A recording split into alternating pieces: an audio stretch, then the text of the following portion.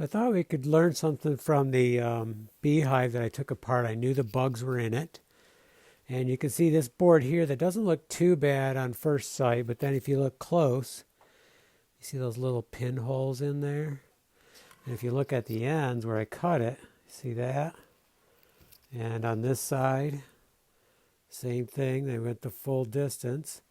Now this is a piece of red oak, and this one is too. Now this one, if we look at the end, totally fine. We don't really see any pinholes, but they'd be hard to see even if they were there. On this, it looks a little suspicious right here, but I think it's because the dust was falling down. And on this side, I didn't cut it, but it doesn't look too bad. I think that's just dust. Yeah, that's just dust. So I could cut it there, but I'm quite sure the result will be the same as the other side. Now on this piece of red oak, this side looks really good.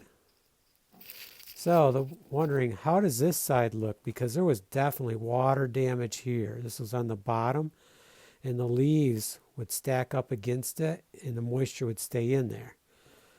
So this obviously certainly has rot and probably bugs. Now I cut it a few inches up, and here we have one little spot there with a little bit of bug area. But that's it. So that's the difference between different species. This is more of a, I'm not really sure, it might have been a, I don't even want to say. It's definitely a hardwood, and it's a closed grain.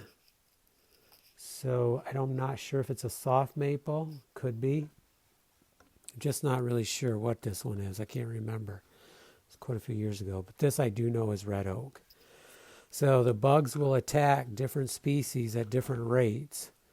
So that's something to keep in mind. Now, typically I would not use hardwoods for exterior purposes, although I did with the gazebo, so I'm a little worried about that, and I used a mixture of them, so that's something I need to keep preserving or putting a lot of preserve on it.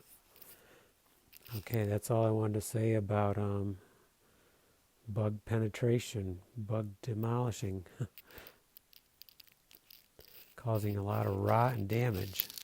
So the main thing is keep the water away, keep everything preserved, and probably stay away from certain hardwoods in exterior uses.